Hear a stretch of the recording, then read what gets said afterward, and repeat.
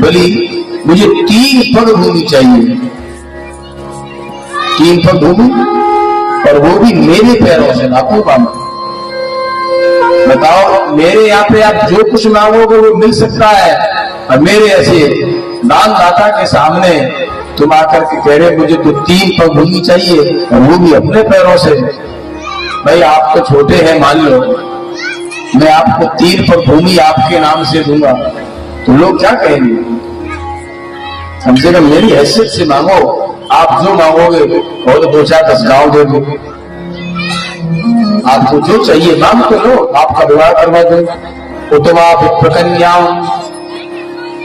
बोले महाराज मुझे कुछ नहीं चाहिए, 3 पग भूमि चाहिए, मेरे ही चरणों से देना हो तो दो अथवा मना कर दो।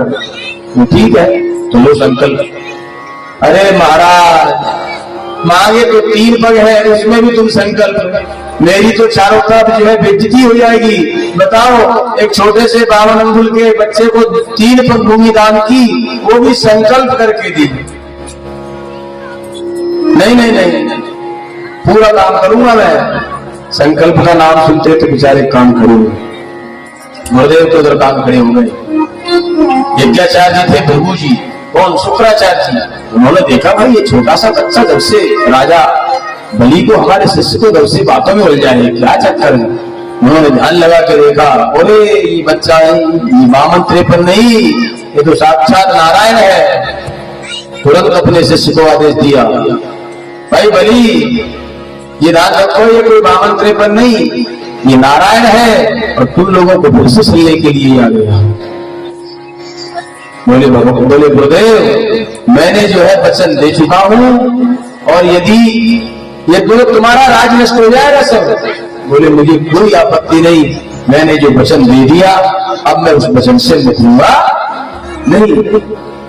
जैसी वचन दिए, बोले संकल्प करो।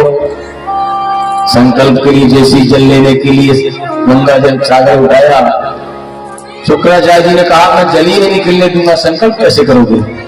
उसकी टोटी में जाकर बैठ गए। राजा बलि ने कहा बोल रहे इसमें पानी क्यों नहीं आ रहा है? बोले तुम्हारा पात्र बहुत पुराना हो गया मुझे लगता है। अपने आसन, उसके आसन से कुशा निकाला और उसकी टोटी में, उसकी जो मैंने होता है उसमें ऐसे किया। बोले मैं ठीक कर देता हूं। शुक्राचार्य की एक आंख, गोविंदाय नमो नमः, आंख जैसी चलेगी, शुक्राचार्य जी बेचारे प्राण बचा के भागे। बताओ, कोई दे रहा है, कोई ले रहा है, हमने अपनी आंख खाना का फुलवा लिया। भैया जब शुक्राचार्य जी की बात नहीं मानी तो बोले तेरी जो मर्जी हो वो कर, तूने गुरु की आज्ञा नहीं मानी तो तुरंत श्रीहीन हो जा। गुरुदेव साहब ने आग कर। अब क्या था, संकल्प पूरा हुआ। मेरे 3 पग भूमि, मेरे नापो प्रभु, नापने के लिए भगवान विशाल रूप प्रकट कर दिया। कितना विशाल था, तो इस विषय में वो कहते हैं जामवंत जी, बलिपादत प्रभु बाढ़े शोकन भरन न जाए। इतना बड़ा वो विशाल शरीर था, उसका वर्णन करना मुश्किल है। हरि महनी 7 प्रदक्षिण था। तो भगवान ने जैसे नापने लगे, नापते नापते 2 पग में सब कुछ नाप लिया, पूरा पैरों को नाप लिया। बोले बताओ तीसरा पैर कहाँ रखूं? बोले प्रभु उसको जब जगह नहीं तो उसको बांध के डाल दिया। बोले भैया तेरा संकल्प झूठा, तीसरा पैर की जगह बताओ, नहीं तो अभी तुमको दंडित करूंगा। उन्होंने कहा प्रभु एक बात बताओ, दान बड़ा कि दान दाता बड़ा? भाई दान देने वाले का ज्यादा महत्व है कि दान का ज्यादा महत्व है? दान देने वाले का। अगर दान देने वाला ही नहीं होगा तो दान कहां से आएगा?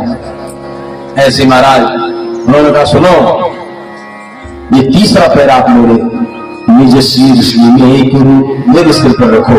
जैसे भगवान ने उसके सिर पर पैर रखा, भरोसा को चला। बोलिए भक्त वत्सल भगवान की जय। हम पदम तृतीयम गुरु शीर्ष में निजम। करो मृतम तन्न भवे प्रलंबनम पदम तृतीयम गुरु शीर्ष में निजम। तीसरा चरण मेरे सिर पर रखो, जैसे भगवान ने रखा। राजा बलि तो महाराज रसातल को चले गए। भगवान प्रसन्न हुए, भाई इसने अपना संकल्प पूर्ण किया। भगवान से प्रार्थना की। भगवान ने कहा तुम वरदान मांगो। भाई तुमने कहा प्रभु मुझे कुछ नहीं चाहिए, मैं जहां से वहां उसको महल मिला बढ़िया रहने के लिए भगवान ने व्यवस्था की। ये सदानव दैत्यानाम कीर्तिवर्धन, ये दैत्यों में प्रधान है बलि। बोले प्रभु मैं जहां से निकलूं वहां मुझे आपके दर्शन हो। बोले तथास्तु। अब भगवान, अब बलि कभी इधर से निकले तो वहीं भगवान को रहना था, वरदान दिया है। बलि जान के भगवान उधर है उस रास्ते से निकलता। लक्ष्मी मैया के पास नारद जी नारायण नारायण करते पहुंच गए। बोले स्वामी जी कहाँ हैं, आजकल दिख नहीं रहे। बोले पता नहीं कहीं गए होंगे। बोले गए नहीं, आजकल उन्होंने सिक्योरिटी गार्ड की नौकरी ज्वाइन कर ली। बोले क्यों? बोले बलि के यहाँ गार्ड बन के बैठे हैं द्वारपाल।